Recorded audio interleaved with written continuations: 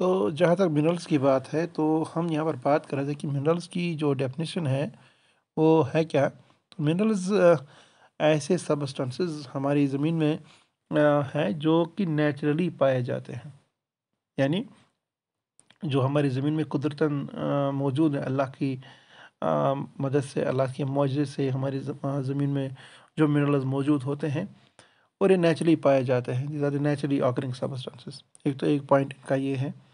और ये जो मिनरल्स हमारे होते हैं ये जो है ये इनऑर्गेनिक होते हैं, यानी ये किसी लिविंग थिंग से, लिविंग ऑर्गेनिज्म से हासिल नहीं किए जाते हैं, बल्कि ये हमारी ज़मीन में मौजूद होते हैं। और हमारी ज़मीन से के अंदर या ज़मीन से बाहर अगर कोई चीज़ हम हासिल करते हैं तो उसको इनऑर्गेनिक का नाम दिया जाता है। इसके बाद हमारे जो मिनरल्स होते हैं ये सॉलिड होते हैं। आपको पता है ये तीन स्टेट्स हमारे मैटर के, सॉलिड, लिक्विड और गैस। हमारे जो मिनरल्स होते हैं ये मोस्टली सॉलिड होते हैं नेचर में। और इनका जो स्ट्रक्चर होता है वो क्रिस्टल स्ट्रक्चर होता है, यानी क्रिस्टलाइन फॉर्म में होते हैं। यानी जो मेटल्स या मॉलिक्यूल्स इनमें मौजूद होते हैं वो एक ख़ास शेप में, एक ख़ास अरेंजमेंट में अरेंज्ड होते हैं। जैसे आप डायमंड की बात यहाँ पर मैं रखूँगा कि डायमंड जो हमारे पास एक मिनरल है। तो डायमंड में जो मॉलिक्यूल्स होते हैं वो एक ख़ास बनावट में, एक ख़ास एक मखसूस पोजीशन में उसके जो मॉलिक्यूल्स होते हैं, तो उस स्ट्रक्चर हम क्रिस्टलाइन स्ट्रक्चर का नाम देते हैं। इसी तरह से जो इनकी कंपोजिशन होती है मिनरल्स की वो डेफिनेट होती है, यानी ये एक ही किस्म के, जो अगर हम मिनरल की बात करते हैं तो मिनरल की सबसे सबसे इम्पॉर्टेंट जो इनका पॉइंट है कि ये होमोजेनस होते हैं नेचर में, यानी एक ही किस्म के एटम्स का, एक ही किस्म के मॉलिक्यूल्स का बना हुआ होता है हमारा मिनरल। और इनकी जो कंपोजिशन होती है वो डेफिनेट होती है। यहाँ पर मैं आपके साथ ये बात रखना चाहूँगा, मिनरल और एलिमेंट में कोई ख़ास फ़र्क नहीं है।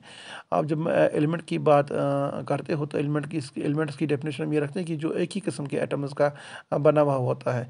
जैसे आयरन एलिमेंट भी है और मिनरल भी है। जैसे आप मान के चलो कॉपर मिनरल भी है और एलिमेंट भी है। लेकिन फ़र्क सिर्फ इतनी है कि जो एलिमेंट्स होते हैं वो तीन फॉर्म्स में पाए जाते हैं, सॉलिड फॉर्म में, लिक्विड फॉर्म में और गैसियस फॉर्म में। लेकिन जो हमारा मिनरल होता है ये सिर्फ एक्सक्लूसिवली, यानी सिर्फ जो है सॉलिड फॉर्म में ही पाया जाता है।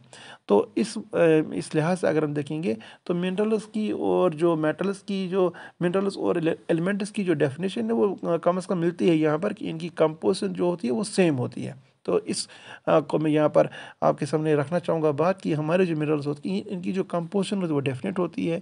और ये क्रिस्टलाइन होते हैं स्ट्रक्चर में, ये सॉलिड होते हैं नेचर में, सॉलिड इनकी फॉर्म जो होती है वो सॉलिड होती है, और नेचुरली ऑकरिंग जो होते हैं ये कुदरतन हमारी ज़मीन में पाए जाते हैं।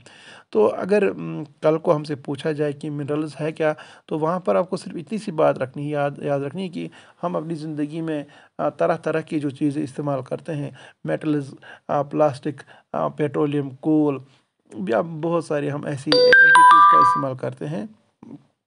तो वो सब चीज़ें जो है बनी हुई होती है किनकी, मिनरल्स की। सो मिनरल्स की डेफिनेशन यहाँ पर मैं आपके सामने रख रहा हूँ।